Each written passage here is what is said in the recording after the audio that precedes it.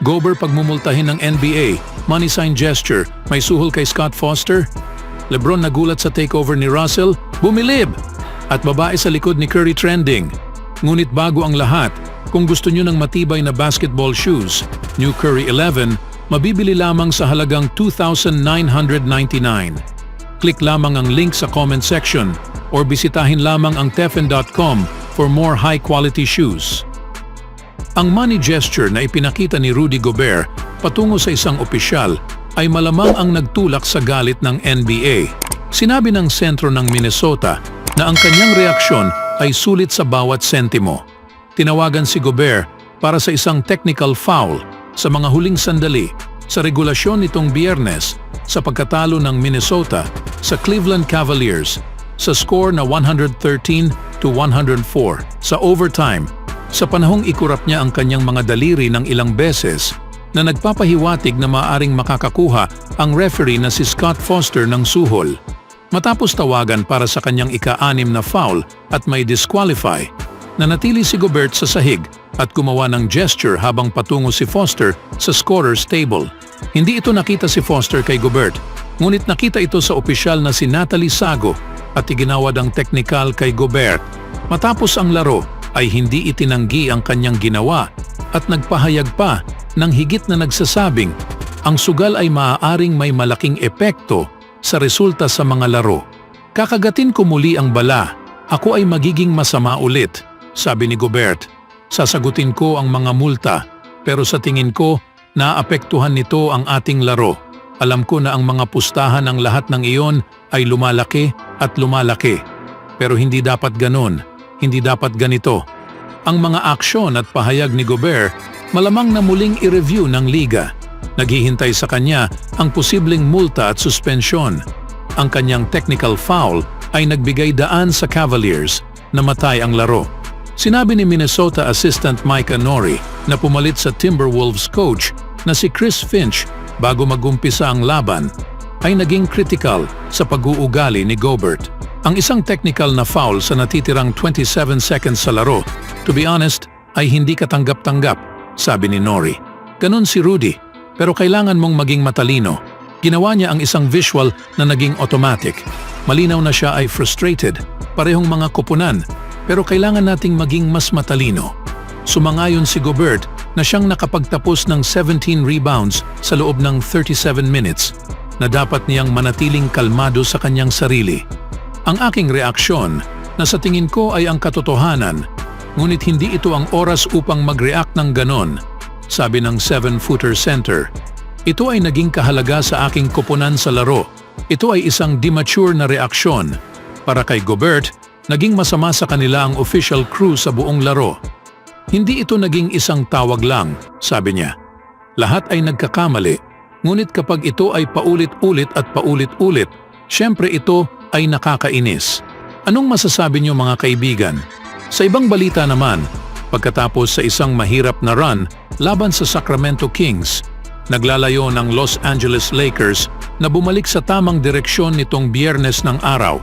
Bagaman hindi ito naging madali dahil sa haharap sila kina Giannis Antetokounmpo, Damian Lillard at ng Milwaukee Bucks. Upang gawing mas masama pa, wala sa Lakers si LeBron James dahil sa isang problema sa kanang bukong-bukong. Ngunit hindi ito naging mahalaga dahil si D'Angelo Russell ang pumutok ng 44 points para ihatid ang Lakers sa isang 123-122 na tagumpay. Nagsimula ang Bucks ng mabilis na 14-8 sa unang bahagi ng laro habang si Antetokounmpo ay nasa attack mode at sina Malik Beasley at Brook Lopez ay parehong nakakakonekta ng tres. Tumulong si Spencer Dinwiddie na nag-umpisa sa pwesto ni James na mag-settle down sa Lakers sa pamamagitan sa pagtama ng isang open triple. Si Anthony Davis din ay nagsimulang magpakita sa kanyang kakayahan sa opensa sa ilang magagandang drive upang bawasan ang lead sa 30-27 sa pagtatapos ng unang bahagi.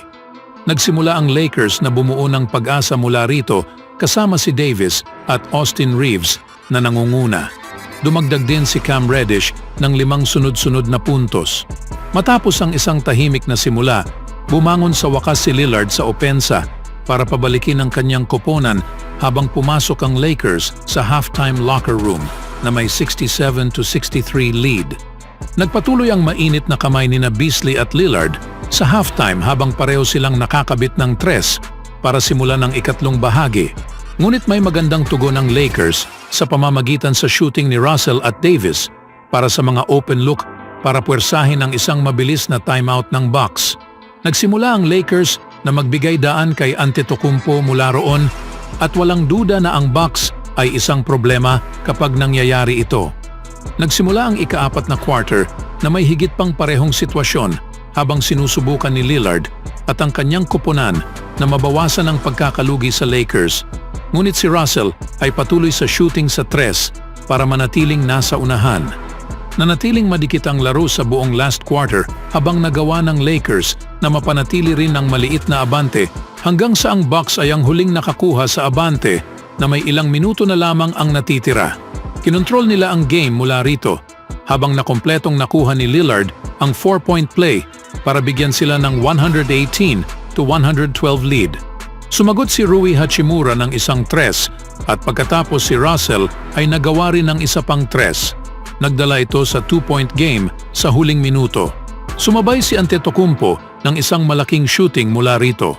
Muli si Russell ang nagbigay sa malaking bagay sa kanyang koponan sa isang basket para ilagay sila sa unahan na may 123-122 sa 5.9 seconds ang natitira. Pagkatapos ay nakuha ni Dinwiddie ang panalo sa laro dahil sa block kay Lillard na nagsisil sa isang napakalaking tagumpay. Matapos ang laban, nagulat si LeBron sa nagawang takeover ni Russell at bumilib ito.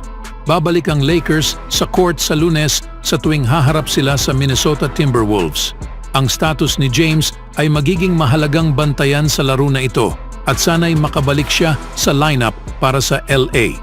Sa sumunod na balita naman, ang babae na mapapansing nag-cheer sa likuran ni Stephen Curry sa kanyang golf swing celebration noong Huwebes na nakunan ng The Associated Press ay napatunayan na isang escort sa San Francisco.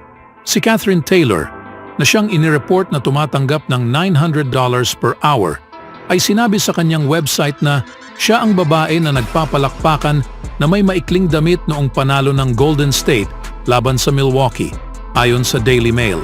Si Taylor na siyang binura ang kanyang ex, ngunit ang outlet ay ibinahagi ang kanyang mga tweet na nagdiriwang sa eksena. God, best date sa aking buhay, gaya sa maaari mong makita. Ani ni Taylor sa kanyang post, bago niya sinabing, nagpapaalala ito sa akin na magsuot ng buong damit sa susunod. Anong saya?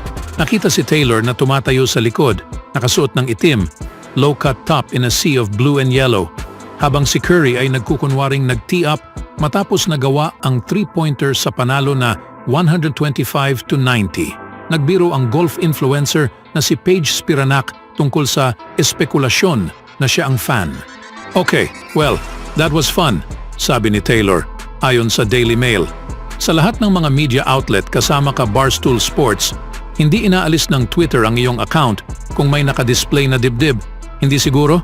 Subukan natin at tingnan. Sa katunayan, sinusubukan ko na ito, hindi nila ako inaalis. Gaya rin sa iyo. Nakakatakot na babae kapag maging nasa parehong kwarto ito kasama si Steph Curry. Hindi ko pa nga siya tinitingnan at nagkasunog na. Lumabas na tila natuwa si Taylor kung paano ipinakita ang litrato ng AP ang isang fan sa unang hanay na tila bumaling at tumitingin sa kanya. Sinubukan niyang i-quote ang tweet sa isang post na nagpapakita ng lalaki na bumaling. May 3 emoji ng pag-iyak sa caption. Malapit na kitang mapapahiwalay sa iyong asawa. Ang kanyang asawa ay malapit nang umuwi at kunin ang mga bata, aso at ang sombrero lol. Nagbigay din ng ilang payo si Taylor sa kapwa mga fan na ayon sa Daily Mail, sinabi niya, at kung ikaw ay nasa anumang paraan na higit sa karaniwan, bilang nakaakit-akit, oo, pakiusap huwag lang sa parehong kwarto ni Steph Curry dahil kapag nangyari iyon, magiging meme ka. Always do it on my own, so I gotta get through it. And the only thing I know is to love what I'm doing. Never give up, never slow, till I finally prove it. Never listen to the no's, I just wanna keep moving. Keep my head up when I act, head up, that's a fact. Never looking back, I'ma keep myself on track.